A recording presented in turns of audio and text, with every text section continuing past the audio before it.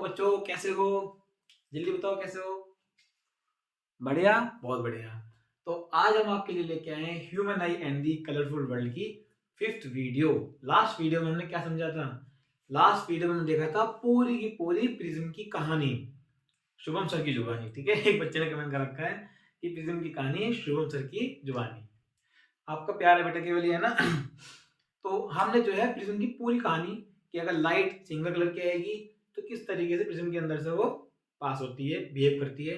अगर वो monochromatic light, white light आए तो कैसे बिहेव करेगी। तो जब व्हाइट लाइट आती है तो क्या होती थी, 7 कलर्स में डिवाइड हो जाती थी, that is called dispersion of light. उसके बाद हमने देखा था कि क्या हम 7 कलर्स जो लाइट के थे क्या उनको रिकम्बाइन कर सकते हैं।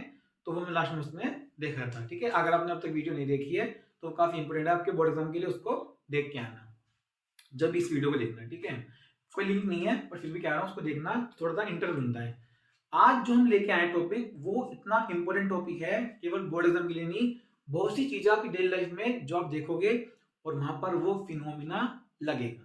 ठीक है, जैसे कि फॉर एग्जाम्पल कहाँ कहाँ उसका यूज होने वाला है, तो ध्यान से देखना। Number 1, diamond. पहले टॉपिक की नीड देखते हैं, नीड क्या है ना, फिर अगर एक बार इंटरेस्ट बन गया तो आपको समझ में आ जाएगा। ठीक है, सर डायमंड तो सर बहुत महंगा होता है। क्यों होता है महंगा? सर क्योंकि डायमंड ब्रिलियंट है, और जो डायमंड की ब्रिलियंसी है ना, अरे पढ़ने में ब्रिलियंट नहीं है, ठीक है, तो जो डायमंड है उसकी जो ब्रिलियंसी है, जो मतलब उसकी इंपॉर्टेंस है, या इसको बोलते हैं चमक, इस वजह से डायमंड जो है ब्रिलियंट है, जस्ट बिकॉज ऑफ इट्स चमक। अब सर डायमंड के पास चमक आती कहां से है? ठीक है, तो जिस वजह से डायमंड जो है चमकता है, वो जो हम आज फिनोमेना पढ़ने वाले हैं, that is the root cause of brilliancy of diamond. ठीक है, नंबर 2 देखो, नंबर 2 कौन सा है जो लिंक करेगा? नंबर 2 एक फिनोमेना है मिराज। इस पे आपकी केस स्टडी आ सकती है, मिराज पे। ठीक है, सर ये मिराज कौन आ गया? नई चीज हमने तो पढ़ी भी नहीं है। कोई बात नहीं, आपने नहीं पढ़ी है, अब पढ़ लेना। मिराज में होता क्या है, मान लो कि रेगिस्तान है, ठीक है, और वहां पर एक पेड़ है। सर एक पेड़ क्यों, बहुत सारे पेड़ होंगे, चलो एक पेड़ ले लेते हैं, और बेचारा यहाँ पे एक इंसान है, ठीक है, और वो बहुत देर से प्यासा घूम रहा है, दूर दूर तक कहीं पानी से मिल नहीं रहा। तो होता क्या है, उसको ऐसा फील होता है कुछ दूरी के बाद, ध्यान रखना गर्मी हो जाता है, धूप बिल्कुल, तो उसको ऐसा दिखाई देगा कि कुछ दूरी पे, कुछ मीटर दूर बाद यहाँ पर एक पौंड है, पौंड। काय का पौंड? अरे पानी के तो होता है पौंड। और वो पौंड भी कैसे दिखाई देगा?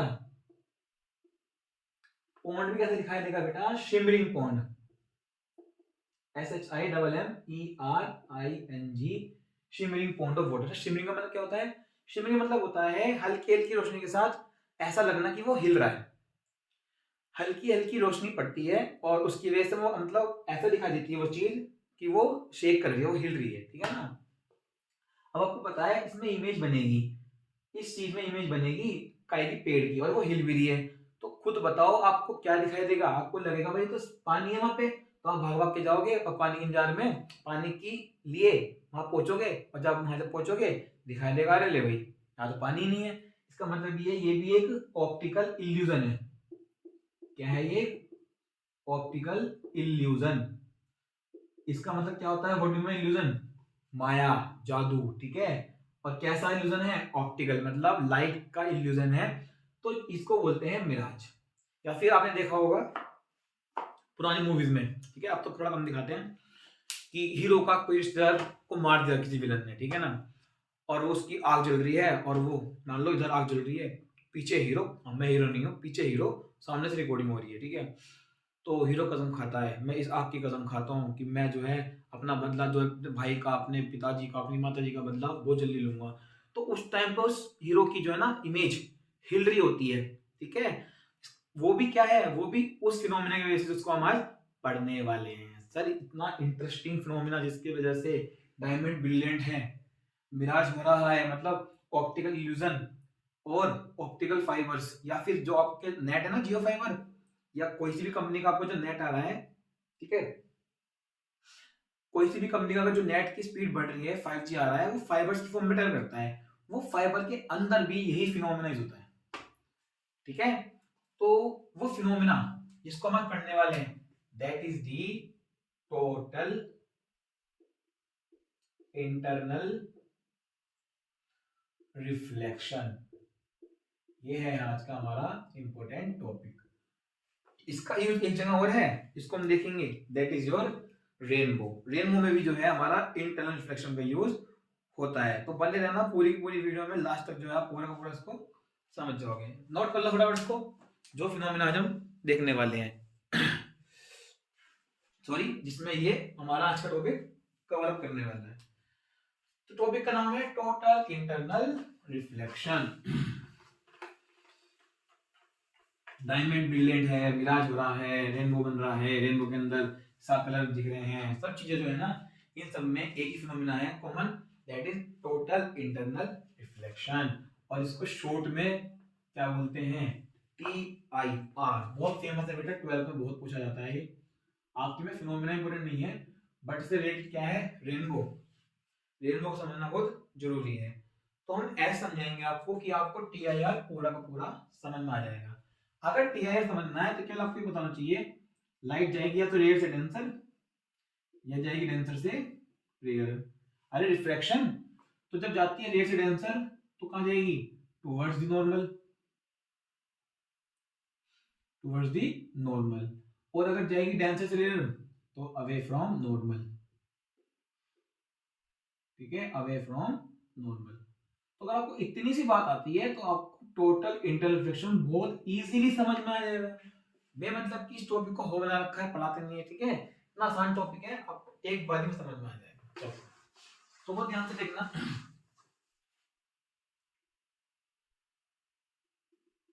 सर ये क्या है बेटा, ये हमारा इंटरफेस है, इतना बड़ा इंटरफेस। तो देखो हमारी जो है ना 12th क्लास की बुक है ऐसे जरूर, उसके अंदर इसको इस तरीके से ही समझाया हुआ है, अच्छे समझ में आ जाएगा। बहुत ध्यान से देखना। इसके ऊपर हमारा एक रेयर मीडियम है, ठीक, और नीचे कौन सा मीडियम है, डेंसर। अब आपको पता है ये डेंसर रेयर मीडियम क्या होते हैं, जिसकी डेंसिटी ज्यादा होती है, मतलब जिसमें लाइट की स्पीड कम हो जाती है उसको बोलते हैं डेंसर मीडियम। इसमें लाइट की स्पीड ज्यादा हो जाती है उसको बोलते हैं रेयर मीडियम या ऑप्टिकली रेयर डेंसर मीडियम, ठीक है। तो वो ध्यान से देखना। यहाँ से लाइट को भेजेंगे, सर ऊपर से लाइन नीचे से लाइन, तो ध्यान रखना इंटरनल रिफ्लेक्शन या TIR होने के लिए दो कंडीशन का होना जरूरी है। उसमें से पहली कंडीशन क्या है, your first condition, light should travel, light should travel. TIR जब ही होगा जब ये दो कंडीशंस फॉलो होने वाली हैं। ध्यान रखना, दो कंडीशंस है बहुत important. Light should travel from denser to rare medium. अगर लाइट डेंसर से रेयर मीडियम में जाएगी तो ही TIR हो सकता है। और नंबर 2 क्या है, पहले लिख लेते हैं, एंगल ऑफ इंसिडेंस। समझाएंगे, टेंशन मत लो। Angle of incidence should be greater than critical angle. सब बताएंगे क्रिटिकल एंगल क्या होता है, ठीक है। तो अगर दोनों कंडीशन फॉलो हो जाती हैं तो आपका टोटल इंटरनल रिफ्लेक्शन दिखाई देना शुरू हो जाएगा, ठीक है। चलो ध्यान से देखना, यहां पर क्या ड्रॉ करते हैं, नॉर्मल, ये फिर से नॉर्मल, और अगेन योर नॉर्मल, फिर नॉर्मल, और यहाँ पर भी नॉर्मल। सर 5 नॉर्मल क्यों, तो ध्यान से देखना बेटा, समझ में आपको ऐसे आएगा, अच्छे से ऐसे समझ में आएगा कि आप सबको समझाना शुरू कर दोगे, ठीक है। अब जो लाइट है ना वो डेंसर मीडियम में, और कहां जाना है इसको, रेयर में। तो अगर मान लो ये हमारा इंटरफेस है, इसके ऊपर रेयर मीडियम, इसके डेंसर मीडियम, अगर लाइट इसके अलोंग जाए, ये ना, अरे जो इंसिडेंट रे है वो नॉर्मल के अलोंग चली गई, तो आपको बताया कि एक ही केस है जिसमें लाइट जब मीडियम चेंज करती है तो वो रिफ्लेक्ट नहीं होती, कब, जब लाइट की रेज अलोंग दी नॉर्मल जाती है। तो अगर लाइट की रेज ऐसी गई नॉर्मल के अलोंग तो ये स्ट्रेट ही निकल जाएंगी, ठीक है, बिल्कुल ठीक। अब हमने क्या करा, हमने केस 2 लिया, ये तो केस 1 है, जब हमने लाइट की रेस को अलोंग दी नॉर्मल भेजा। अगर मैं इस लाइट की रेस को हल्का सा एंगल दे दूं बेटा ध्यान से देखना, आप कहां शुरू होने वाली है, ये रही हमारी इंसिडेंट रे, और ये क्या हो जाएगा हमारा एंगल ऑफ इंसिडेंस, ये तो आपको आती है। अब क्योंकि लाइट रेयर से डेंसर में जा रही, सॉरी डेंसर से रेयर में जा रही है, तो ये नॉर्मल से अवे जाएगी, तो कुछ ऐसे न जाते हुए ये कुछ ऐसे निकल जाएगी, और ये बन जाएगा आपका एंगल ऑफ रिफ्लेक्शन। सही, तुमको पता है। अब आगे देखो, अब मैं क्या करता हूँ, एंगल ऑफ इंसिडेंस को थोड़ा सा और बढ़ा देता हूँ, ठीक, और ये ऐसे जाके हल्का सा और मुड़ जाएगी। तो अगर आपको ध्यान से दिखाई दे रहा हो, पहले आई की वैल्यू जीरो थी तो आर भी जीरो था, बट जैसे जैसे आई की वैल्यू बढ़ती जा रही है, मतलब आई की वैल्यू कुछ आई तो आर है। अब आपको पता है आई की वैल्यू कम होगी, आर की वैल्यू ज्यादा होगी, क्योंकि लाइट कहां से कहां जा रही है, डेंसर से रेयर में जा रही है। अगर मैंने आई की वैल्यू, जो मैंने एंगल ऑफ इंसिडेंस से थोड़ा सा बढ़ाया, तो एंगल ऑफ रिफ्लेक्शन भी बढ़ गया, आपको पता ही बढ़ती है। अब मैंने जो है ना एंगल ऑफ इंसिडेंस इतना बढ़ा दिया कि जो लाइट की रे है वो अवे करते करते वो सरफेस के अलोंग चल दी, ये रही सरफेस के अलोंग, ये इंसिडेंट रे है और ये आपकी रिफ्लेक्टेड रे है। ध्यान से देखो, जो एंगल ऑफ रिफ्लेक्शन कितना हो गया, वेरी गुड बच्चों, 90 डिग्री। तो अगर मैं लाइट की रेस को इस तरीके से इंसिडेंट करवाऊं कि जो एंगल ऑफ रिफ्लेक्शन है वो 90 डिग्री हो जाए, ठीक है, तो इस फिनोमेना को बोलते हैं ग्रेजिंग, ठीक है, ग्रेजिंग ऑफ लाइट। अब सही ग्रेजिंग क्या है, आपने देखा होगा बकरी वगैरह जो है ना आपको चार चरती हैं, ग्रेज मतलब चरना तो यहाँ पर क्या है, जो रिफ्लेक्टेड रे है वो जमीन के सरफेस के अलोंग चरती भी जा रही है, ठीक है ना, उसके अकॉर्डिंग बोला है। तो अगर हम एंगल ऑफ इंसिडेंस की वैल्यू बढ़ाते जाएं बढ़ाते जाएं बढ़ाते जाएं, तो एक ऐसे एंगल ऑफ इंसिडेंस की वैल्यू आएगी जहां पर एंगल ऑफ रिफ्लेक्शन 90 हो जाता है, और इस केस में जो है हमारा ग्रेजिंग का फिनोमेना स्टार्ट हो जाता है, मतलब अब जो है लाइट प्रॉपर सरफेस के अलोंग होकर चलेगी, और वो एंगल जिस एंगल पे angle of incidence at which r equals to 90 degree is called critical angle, ठीक है बच्चों। क्रिटिकल एंगल क्या होता है, अरे मेरे प्यारे बच्चों, क्रिटिकल एंगल वो एंगल होता है, एंगल ऑफ इंसिडेंस को बोला गया critical angle, angle of incidence को क्या बोला गया है, क्रिटिकल एंगल। देखो एंगल ऑफ इंसिडेंस का सिंबल आई और क्रिटिकल एंगल का symbol IC, critical of angle incidence, ठीक है। तो अगर एंगल ऑफ इंसिडेंस इतना कर दिया जाए कि रिफ्लेक्शन वाला जो एंगल है वो 90 डिग्री हो जाए, तो उसी एंगल ऑफ इंसिडेंस को क्या बोलेंगे, क्रिटिकल एंगल। अब ये फिक्स होता है अलग अलग मीडियम्स के लिए, ठीक है। अब आपके दिमाग में क्वेश्चन आ रहा होगा, अगर हम एंगल ऑफ इंसिडेंस की वैल्यू अब भी बढ़ा दें तो क्या होगा, और यही तो मेन चीज है, ध्यान से देखना। अरे सारी इंक ट्वीट तो करिए इसमें से, बैक फ्लो मार रहा है देखो। अब हमने एंगल ऑफ इंसिडेंस हल्का सा बढ़ा दिया, ठीक है, क्योंकि वाटर है, वाटर के लिए एंगल जो है ना अप्रोक्सीमेटली ये 49 डिग्री है, मान लेते हैं ये 49 डिग्री है, ठीक है।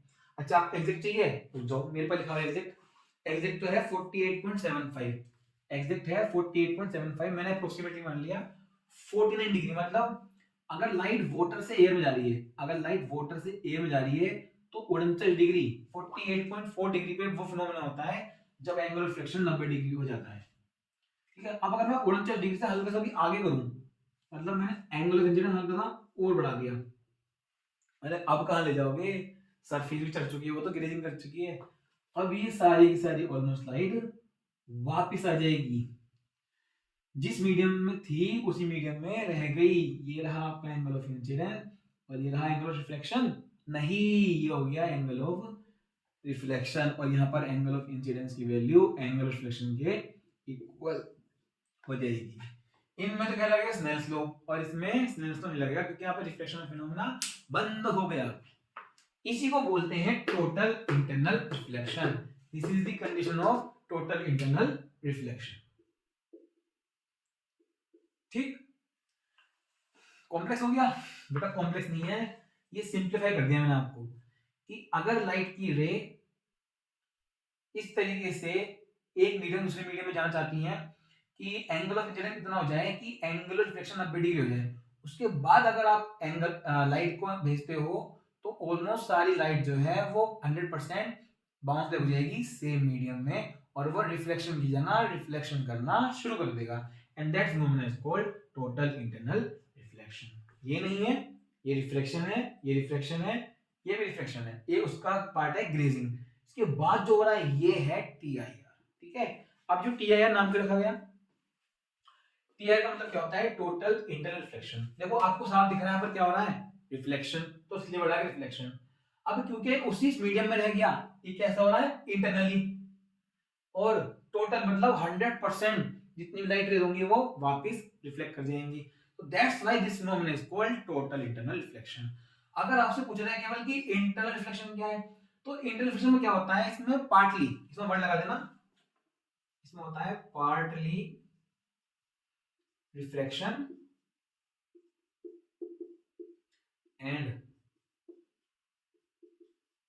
Partly reflection. सॉरी पार्टली क्या होता है, मतलब पार्टली है क्या पार्टली मतलब होता है अगर फॉर एग्जांपल आपकी 100 रेज हैं लाइट की, तो 50-55 तो कर गई रिफ्लेक्शन और 45 के आसपास कर गई reflection.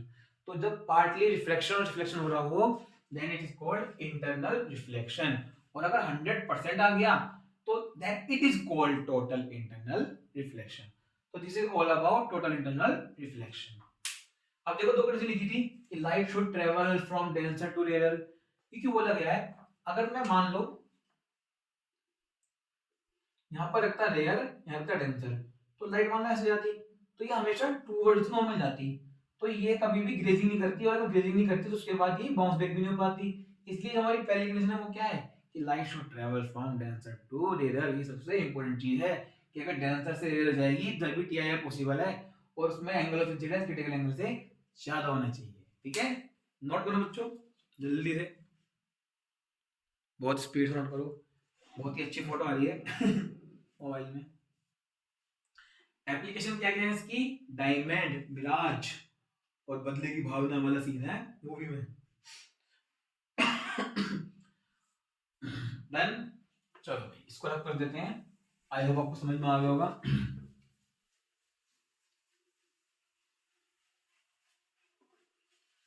TIR total internal reflection.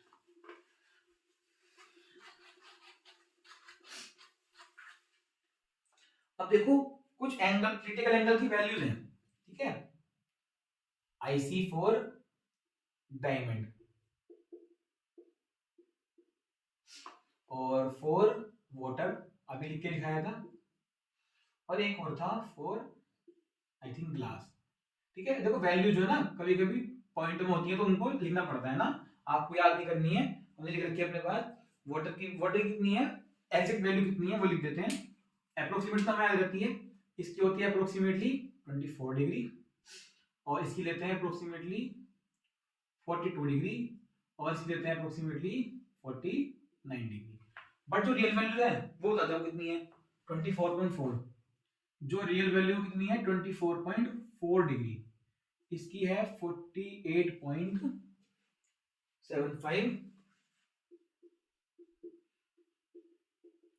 And इसकी है 41.14 डिग्री। सर ये कहा अप्रोक्सीमेटली, बेटा ये यूज करते हैं वैल्यूज न्यूमेरिकल में, जब आप 12th में होगे ना, जब क्वेश्चन बनेंगे तो ये यूज करते हैं।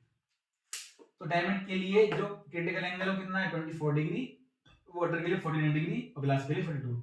इसका मतलब ये जब लाइट डायमंड से एयर में जाएगी तो इतने एंगल से ज्यादा होना चाहिए, क्या शो करेगा TIR, वाटर से में जाएगी तो इतना एंगल होना चाहिए, और ग्लास के लिए 41.14 डिग्री का एंगल बनना चाहिए, ये अप्रोक्सीमेटली 42 डिग्री। तो ये क्रिटिकल एंगल की वैल्यू है।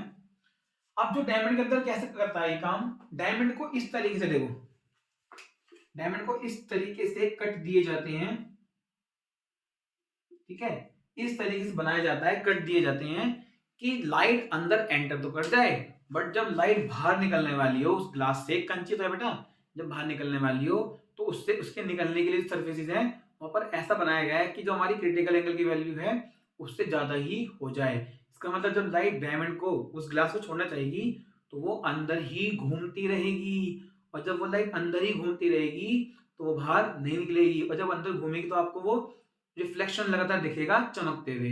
कुछ ही एरिया होता है जहाँ से निकलती है लाइट, इसलिए काफी देर घूमने के बाद जब लाइट बाहर निकलती है तो आपको उस दौरान चमकता हुआ दिखाई देता है, और यही डायमंड की ब्रिलियंसी का कारण है, TIR। देन इसका फॉर्मूला भी आता है, आपका तो काम का नहीं है, sin IC equals to 1 upon mu. Mu क्या है? मीडियम रिफ्रैक्टिव इंडेक्स, और IC क्या है? क्रिटिकल एंगल, और साइन क्रिटिकल एंगल का साइन। ठीक है, आपके काम का नहीं है, 12th क्लास में पढ़ लेना, मैंने लिख दिया फिर भी। चलो अभी नोट कर लो फटाफट। अब चलते हैं अपने प्यारे से रेनबो की तरफ, रेनबो की तरफ। डन। तो रेनबो ही आपका मेन टॉपिक है जिसके लिए मैंने आपको TIR पढ़ाया। ठीक है, देखो टॉपिक तो इंटरेस्टिंग है, मुझे पता है, जो ये TIR है काफी इंटरेस्टिंग है। ठीक है, क्योंकि हमको इतना मजा पढ़ाने में मजा आता है, तो आपको तो पढ़ने में ज्यादा ही मजा आता होगा। अब बात करते हैं रेनबो की। सर हाँ, हमको पता है रेनबो के बारे में, हमको मैं बताना सर। बेटा मेरी कोशिश रहती है कि आपके लेवल पे किसी भी टॉपिक के बारे में ऐसी बातें बताऊं जो आपको किसी और ने ना बताई हो। मतलब कोशिश रहती है, क्या पता कई बार हम उसको कर पाते हैं, कई बार उसको नहीं कर पाते हैं। ठीक है, जैसे कि जो मैं आपको आज रेनबो के बारे में बताऊंगा, मैंने लास्ट वीडियो में बताया था कि किस तरीके से एंगल ऑफ डेविएशन वेवलेंथ पे डिपेंड करता है। दो रिलेशन से आता है वो, उसमें कॉची लॉ लगता है और मिनिमम स्मॉल प्रिज्म का एक फंडा लगता है। अब यहाँ पर आ जाना, आपको पता है रेनबो बनता है, बट रेनबो भी दो टाइप के होते हैं। कौन कौन से, और जो हम हमारी बुक में बना हुआ है वो कौन सा है, दोनों में फर्क क्या आएगा? बहुत बड़ा फर्क है। इसको देखना लास्ट तक, ठीक है, जब आपको समझ में आएगा। वो एक्स्ट्रा होगा, अगर इंटरेस्ट होगा तो देख लेना, वरना उसको छोड़ के खत्म कर देना। अब रेनबो क्या है?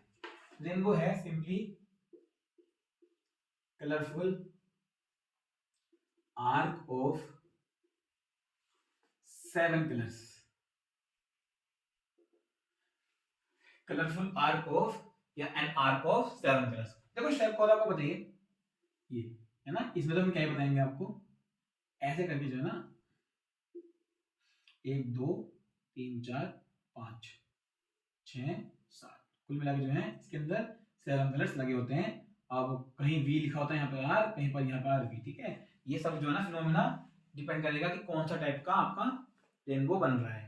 एक रेनबो में रेड ऊपर होता है, वायलेट नीचे, एक में होता है रेड नीचे वायलेट ऊपर। ठीक है सर, बहुत कंफ्यूजिंग है, मैं सिंपल वाला बताना, तो पहले सिंपल वाला समझेंगे, उसके बाद अगर आपको समझ में आना, समझना चाहते हो समझना, तो इसको स्किप कर देना। तो rainbow is nothing but a colourful arc of 7 colours. देखो मैंने आपको लास्ट वीडियो में समझाया था स्पेक्ट्रम। ठीक है, स्पेक्ट्रम समझाया था, क्या होता है वो? Band of 7 colours which are called VIBGYOR, violet, indigo, blue, green, yellow, orange, red. अब जो नेचुरल स्पेक्ट्रम है वो तो हमने प्रिज्म की हेल्प से बनाया था, वो वाला तो हमने प्रिज्म की हेल्प से बनाया था। बट अगर आपको नेचुरल स्पेक्ट्रम देखना है व्हाइट लाइट का, तो वो कहाँ दिखाई देगा? वो दिखाई देगा रेनबो में। तो ये नेचर ने ही बताया है कि white light can be split into its 7 colours. ठीक है, चलो भाई अब देखते हैं जरा रेनबो वगैरह बनने की कहानी। इसकी भी दो कंडीशंस हैं। रेनबो बनता कब है? रेनबो जब बनेगा जब सनलाइट, ठीक है, जब सनलाइट जो है कहां पड़ेगी? Sunlight falls on rain drops, बारिश की बूंदों पे। अब आपको जो रेनबो है विजिबल कब होगा? या तो ये ड्यूरिंग रेन, ठीक है ना, और आफ्टर रेन, ठीक है ना, या शावर बोल सकते हैं, पानी का शावर। तो बारिश के दौरान धूप भी निकल रही है और बारिश भी पड़ रही है हल्की हल्की, ठीक है, या फिर बारिश बंद हो चुकी है और अभी अभी बंद हुई है, थोड़ा बहुत मॉइस्चर है। मतलब कुल मिला के अगर आपको ये देखना है रेनबो, तो पानी का होना जरूरी है नेचर के अंदर उस समय, और धूप भी निकली होनी चाहिए। ठीक है, नंबर 1 बात तो ये होगी। नंबर 2, जो सन की लाइट है या जो सन की पोजीशन है, सन शुड बी या source of light should be at your back side. ठीक है, मतलब सर मतलब समझ में नहीं आया। अगर मान लो आप यहां खड़े हो और यहाँ पर सूरज है, हमारे सूर्य देव जी जो है आपके पीछे हैं। अरे मतलब आप इधर देख रहे हो, इधर देख रहे हो ना, तो रेनबो आपको यहाँ दिखाई देगा। ठीक है, अगर सन उधर है तो रेनबो आपको इधर दिखाई देगा।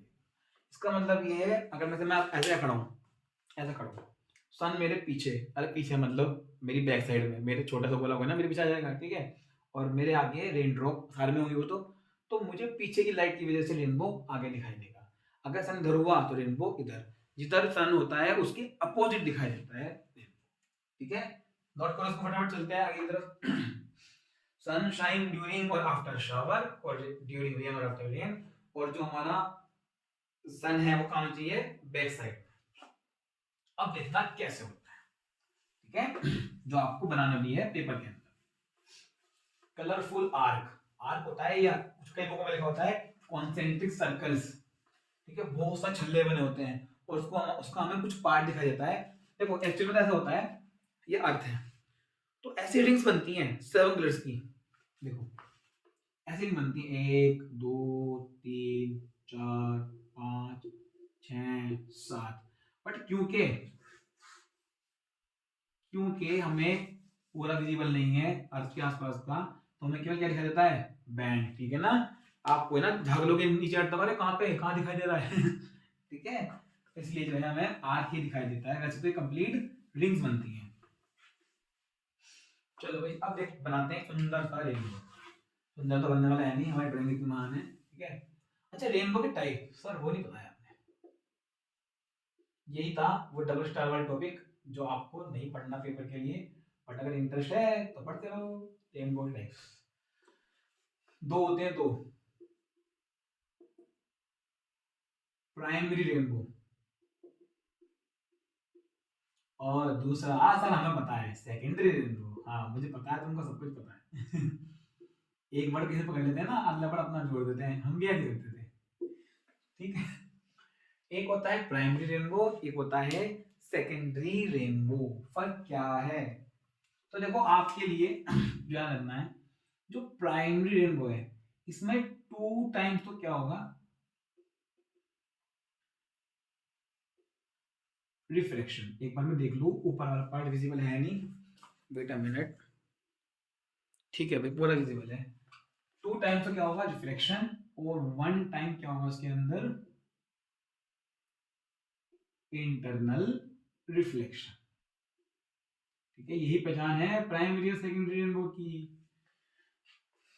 अब सेकेंडरी रेनबो क्या है सर, सेकेंडरी में क्या होगा, 2 टाइम्स तो रिफ्लेक्शन। अरे सर ऊपर भी तो ये लिखा हुआ है आपने, इसमें क्या ही नई बात हो गई बच्चों, इंटरनल रिफ्लेक्शन भी 2 टाइम्स ही होता है।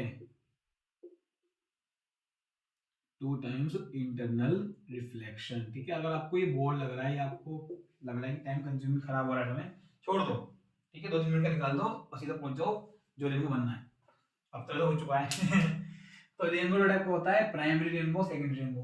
प्राइमरी रेनबो जब बनेगा जब रेन ड्रॉप के अंदर 2 बार तो होगा रिफ्लेक्शन, एक बार होगा इंटरनल रिफ्लेक्शन। ठीक है, और सेकेंडरी में कब बनेगा, अरे प्राइमरी मतलब मेन, सेकेंडरी मतलब 2 सेकंड, तो 2 बार क्या होगा इसके अंदर, इंटरनल रिफ्लेक्शन, और रिफ्लेक्शन तो हमारा 2 बार होना ही होना है। ठीक है, तो इसमें बन जाएगा प्राइमरी रेनबो, इसमें बन जाएगा सेकेंडरी रेनबो। तो देखो समझते हैं टाइप का रेनबो, आप बताना प्राइमरी सेकेंडरी। अरे क्या हो गया, मार्कर चेंज करेंगे, ये मार्कर में दिक्कत है क्या, सारे में इंग्लिश रहती है, तो क्या निकल रही है बात, देखो भाई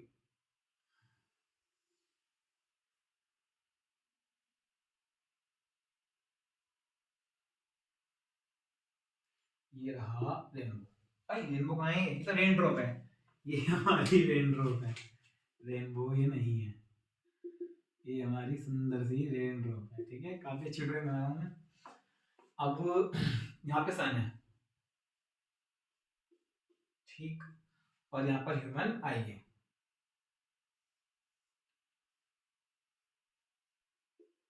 ठीक है, ह्यूमन आई मतलब जिससे हम देखेंगे इसमें ना, तो यहाँ से लाइट की रेज आ रही होगी, सो ऐसे भी लाइट आप कैसे भी ले आओ, आप इधर से ले आओ, उधर से ले आओ, उधर से ले आओ। ठीक है, तो ये हमारी इंसिडेंट रे है जो सन से आ रही है। अभी रेन ड्रॉप है, टिनी ड्रॉपलेट्स ऑफ वाटर, ये ऐसा बिहेव करेंगी प्रिज्म। बिल्कुल ठीक। अब देखो आपको पता है जब लाइट रेयर से, देखो एयर रेयर और वाटर डेंसर, रेयर से डेंसर में, बेटा पूरा कॉन्सेप्ट समझाएंगे, रटना कुछ नहीं है। जब एयर से डेंसर में जाएंगे तो लाइट का मूव करेगी towards the normal, towards the normal. अब सर्कल के अंदर या स्फीयर के नॉर्मल का बनाते हैं, सेंटर से उस पॉइंट को ज्वाइन कर दो बच्चों, सेंटर से उस पॉइंट को ज्वाइन करोगे तो क्या मिलेगा, नॉर्मल। ये लाइट की वीडियो में पढ़ाया था, ठीक है। कॉन्सेप्ट मजबूत होना चाहिए, जब भी, अगर हमारा बेस मजबूत होगा जब भी हम हायर स्टडीज को अच्छे से समझ पाएंगे ना, वरना तो वही चल रही है भीड़, बस बनता है बनता है, समझ में आया नहीं कैसे बनता है। इंसिडेंट रे, अब ये जब रे से डेंसर में जाएगी तो टूवर्ड्स ही अवे, टूवर्ड्स नॉर्मल, तो ये जाना ऐसे चाहती थी बट ये कहां जाएगी, ये ऐसे मोड़ जाएगी टूवर्ड्स दी नॉर्मल, ठीक है। अब होता क्या है, क्योंकि ये ऐसा बिहेव करेगा prism, rain drop will behave, अरे इसमें अपोजिट सरफेस पैरेलल नहीं है ना, जिसके अंदर सरफेस अपोजिट पैरेलल ना हो वहां पर क्या होता है, डिस्पर्जन, लास्ट वीडियो में देखा था, behaves as a prism. Sir prism में तो क्या होगा, सर प्रिज्म में डिस्पर्जन होगा, तो देखो यहां पर जो पॉइंट है ना, इस पॉइंट पर हो गया आपका रिफ्लेक्शन, ध्यान से देखना, गिनना कितनी बार होगा, एक बार तो हो गया। अब जैसे ही अंदर लाइट गई तो यहाँ पर ये एक कलर में ना 7 कलर में डिवाइड होगी, क्योंकि हमारी व्हाइट लाइट है, ठीक है। ऊपर विबग्योर, विबग्योर, तो ये तो वायलेट और ये वाला रेड, ठीक है जी, ये वाला वायलेट और ये वाला रेड। अब ध्यान से देखना, अब यहाँ पर ये इस, अब देखो रे से डेंसर में जा रही है तो कोई दिक्कत नहीं है, सिंपल फिक्शन हो गया। अब जाएगी डेंसर से रेयर में, तो ये क्या फिनोमेना कर सकता है, TIR, सिंपली इंटरनल रिफ्लेक्शन, ठीक है। टोटल तो नहीं होता, थोड़ी बहुत लाइट निकल जाती है ना, इसलिए आप पर टोटल होने लिख करते हैं इंटरनल रिफ्लेक्शन। तो ये ऐसे मुड़ जाएगी,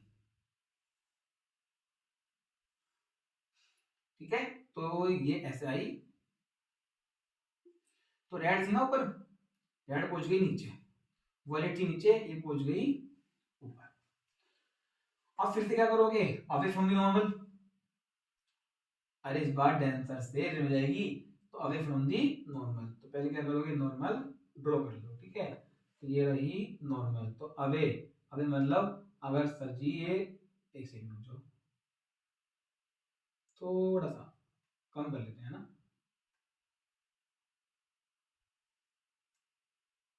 इसे बनाते हैं डेंसर से रेयर में, तो अवे फ्रॉम दी नॉर्मल, तो जी ये रहा नॉर्मल, तो ऐसे जाती अवे, तो कुछ ऐसे मुड़ जाएगी, ठीक है। और ऐसी ये वाली मुड़ जाएगी कुछ ऐसे, ठीक है। तो एक काम करते हैं, अपनी ह्यूमन आई यहां बना देते हैं, अरे कहीं भी बना दो अपनी ह्यूमन आई जहां मन करे, ठीक है। This is your human I by which you can see the band of 7 colours. ध्यान से देखो, रेड थी ऊपर, रेड आ गई नीचे, वायलेट थी नीचे, वायलेट आ गई ऊपर।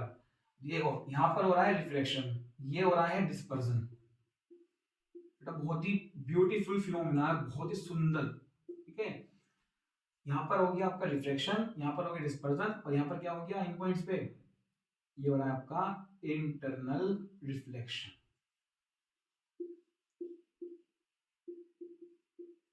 ठीक है।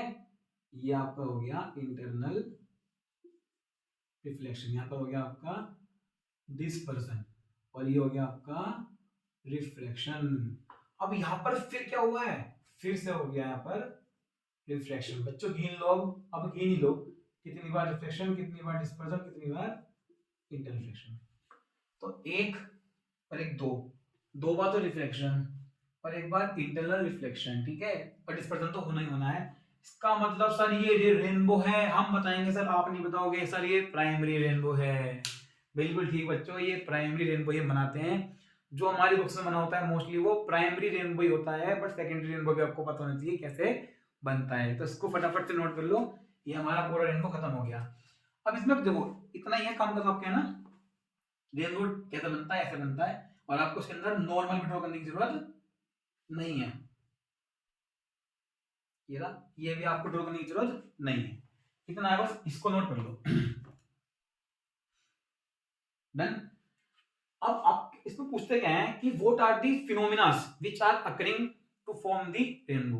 तो रेनबो में कौन कौन से फिनोमिना होते हैं, तो साफ दिख रहा है, number 1 reflection, number 2 dispersion and number 3 internal reflection.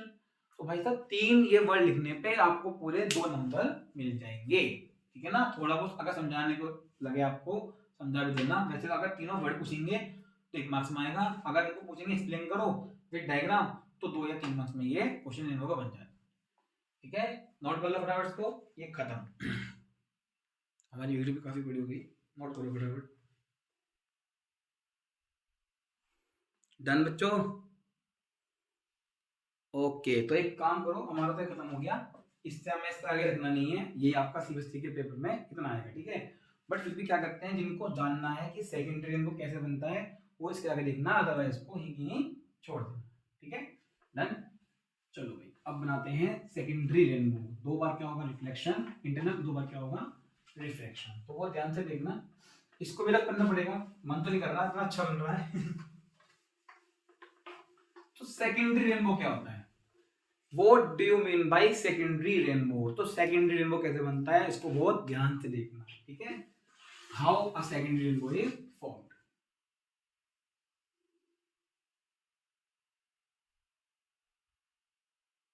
ठीक है।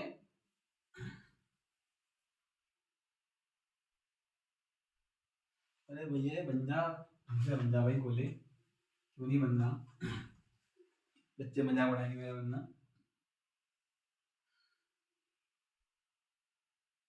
ठीक है। चल भाई तू ऐसे ही बन।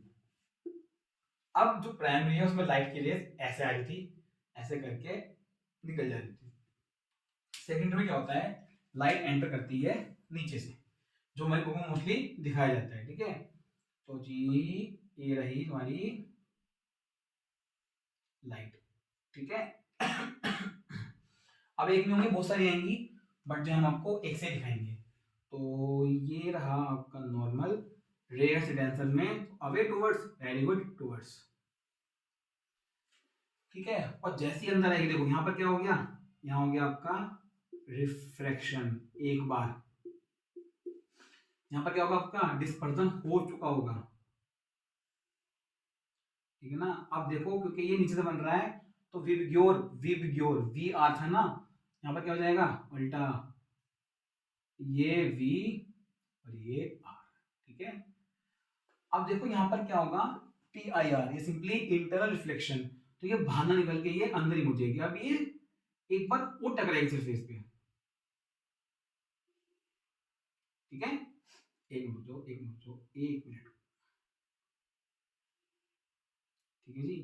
ये तो गई रेड वाली केबल, अब ये वॉयलेट वाली भी जाएगी, चली गई, ये रेड ये वॉयलेट, और जी रेड तुम्हारी ये रही और वॉयलेट तुम्हारी ये रही।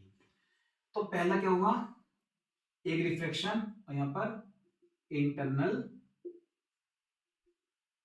रिफ्लेक्शन, ठीक।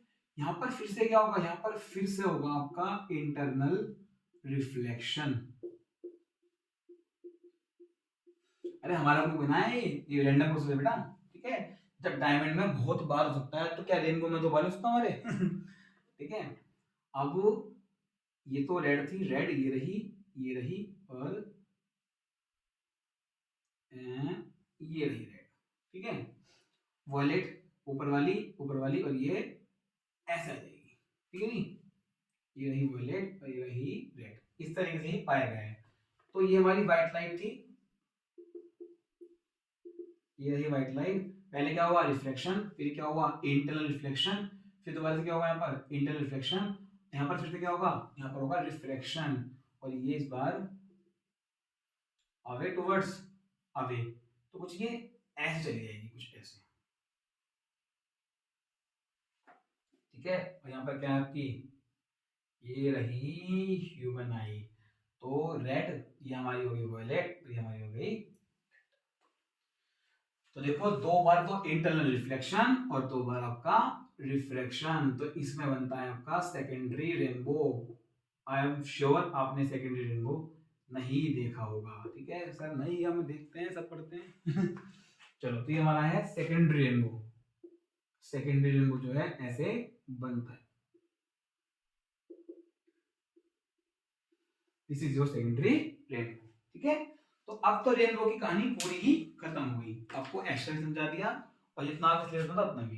क्वेश्चन सिंपली आता है, what do you mean by TIR या इंटरनल रिफ्लेक्शन? तो the phenomena in which the total light bounce back into the same medium internally is called total internal reflection.